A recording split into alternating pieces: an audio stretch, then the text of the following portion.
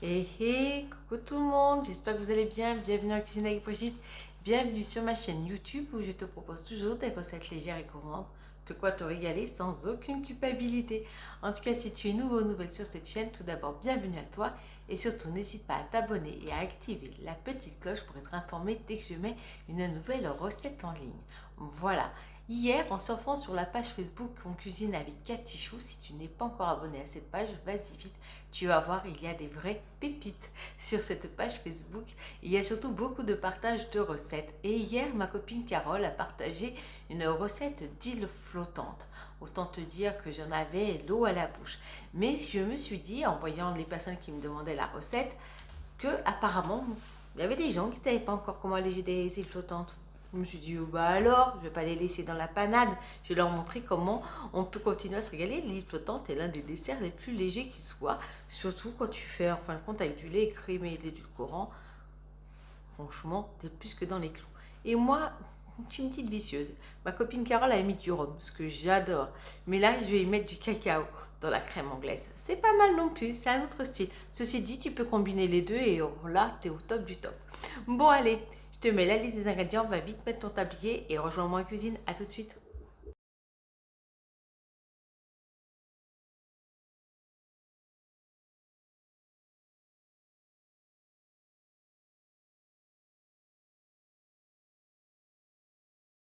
Alors là, j'ai séparé mon blanc de mon jaune.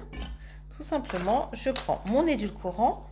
Je vais y mettre l'équivalent d'une cuillère à café. Là, je prends une cuillère à soupe, mais bon. Ouais, vous voyez, c'est l'équivalent à peu près d'une cuillère à café. Et dans le blanc et dans le jaune. Tout simplement. Là, ce que je vais faire, c'est que je vais monter mon blanc en neige et on se retrouve tout de suite après. Mon blanc en neige est bien monté fermement. Là, j'ai donc mon jaune et mon édulcorant que je vais juste faire blanchir au batteur. On se retrouve tout de suite après. J'ai bien battu mon jaune d'œuf avec l'édulcorant pour le faire blanchir. Et ce que je vais faire, c'est que je vais mettre mon blanc en neige dans un petit bol pour qu'il ait la forme d'un beau dôme.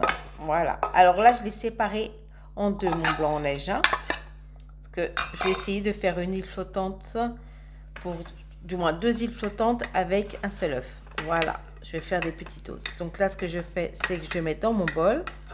Je tasse un peu. Voilà. Et je vais mettre ça 10 secondes au micro-ondes. À tout de suite. Voilà, là, c'est resté 10 secondes au micro-ondes. On essaie d'aller délicatement décoller avec les doigts pour faire glisser. Vous allez voir, voilà, là, on a un joli dôme. Vous faites pareil avec le reste du blanc. Et puis, on se retrouve tout de suite après. On va varier avec un seul blanc d'œuf. J'ai réussi à faire deux jolis petits dômes de blanc d'œuf. Voilà. La petite technique du bol au micro-ondes, c'est imparable pour avoir de jolis petits dômes. Voilà. Donc maintenant, on va les laisser refroidir un peu et on va s'occuper de notre crème anglaise. À tout de suite. Donc là, j'ai 20 centilitres de lait écrémé. Je vais prendre ma maïzena. Je vais prendre une belle cuillère à café. Alors, je vais vous montrer. Vous voyez, une belle grosse cuillère à café. Ça va faire à peu près 10 grammes de maïzena. Voilà. La maïzena, je vais y mettre un peu du lait froid que j'avais pour pouvoir délayer. Voilà. Donc, on délaye bien sa maïzena. Et ça va faire un peu comme la recette de la béchamel allégée, quoi, en fait, plus ou moins. Vous délayez la maïzena dans le lait. Et comme ça va pouvoir épaissir ensuite à la cuisson. Hop, une fois que c'est bien délayé, on peut rajouter tout ça à notre lait froid. On va aller maintenant sur le feu, faire chauffer le lait qu'on versera ensuite sur notre jaune d'œuf avec le cacao. À tout de suite. Donc là, je vais juste donner une ébullition à mon lait, tout simplement. Voilà. Et je vais ensuite, comme ça, pouvoir le verser sur mon jaune d'œuf battu. Voilà. Donc là, on fait juste chauffer le lait. On attend qu'il frémisse et ensuite, on se retrouve pour le verser sur le jaune d'œuf. À tout de suite.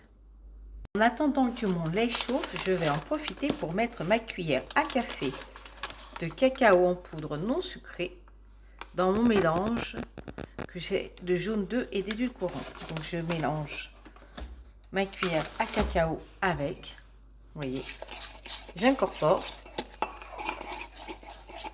je mélange bien et tout à l'heure je vais pouvoir verser mon lait chaud dessus. Ensuite, on pourra remettre ça sur le feu pour obtenir la consistance souhaitée. Voilà. On attend qu'il continue de chauffer et on se retrouve tout de suite après.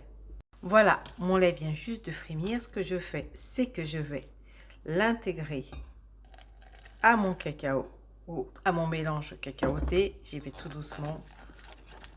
Voilà. Pour bien délayer au début. Vous voyez? Hop. Et je verse le reste. Alors, vous inquiétez pas, ça sera déjà un peu épaissi grâce à la maïzena. Donc, vous versez tout dans le bol. Voilà. Vous mélangez bien. Et on va remettre ça sur le feu pour faire épaissir. Voilà, on remet la casserole sur le feu. On reverse notre mélange. Et là, on va juste attendre que c'est la consistance souhaitée. Voilà, vous remuez, vous surveillez. Et une fois que ça a l'épaisseur souhaitée, la consistance souhaitée, vous arrêtez le feu. On se retrouve tout de suite après. Voilà, là je l'ai sorti du feu parce que la consistance était vraiment idéale pour moi. Vous voyez, là je nappe le fond de mes petits ramequins avec ma crème anglaise au chocolat. Voilà, je répartis bien sur les deux. Là, vraiment, ma crème anglaise, avec la maïzena que j'ai mis, elle a vraiment une consistance, je dirais presque de crème dessert. Donc, elle va être très, très nappante. Voilà. Hop. J'ai mes deux petits ramequins. Maintenant, je vais prendre mes petits dômes de blanc-neige et je les dispose dessus. Et voilà mes petites îles flottantes au chocolat. J'ai gardé un peu au fond de crème pour pouvoir mettre sur le dessus.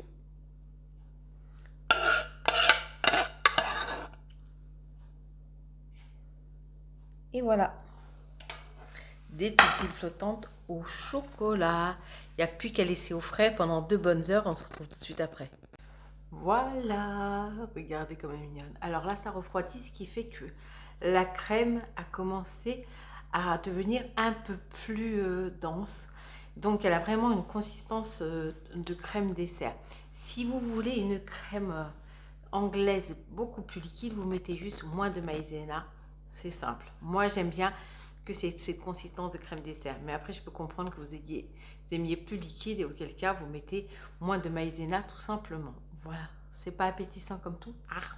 Bon, j'espère en tout cas que cette recette t'aura plu. Moi, j'ai eu beaucoup de plaisir à la partager avec vous aujourd'hui. Puis là, comme on dit, ce n'est pas un vilain défaut. Tu as vu, avec un seul œuf, j'ai pu faire vraiment de jolis petits ramequins d'îles flottantes. En plus, là, cette recette-là, je l'ai fait avec la crème anglaise traditionnelle. Mais quand on va revenir à l'époque des fraises, moi, je la fais avec un coulis de fraises, juste le blanc enneigé avec un coulis de fraises. Et autant vous dire que là, c'est le top du top de la légèreté. Bon, et bien, il ne reste plus qu'à attendre midi pour pouvoir savourer ce joli petit dessert. Là-dessus, je te fais d'énormissimes bisous. Je te dis à très vite pour de nouvelles vidéos. Ciao, ciao!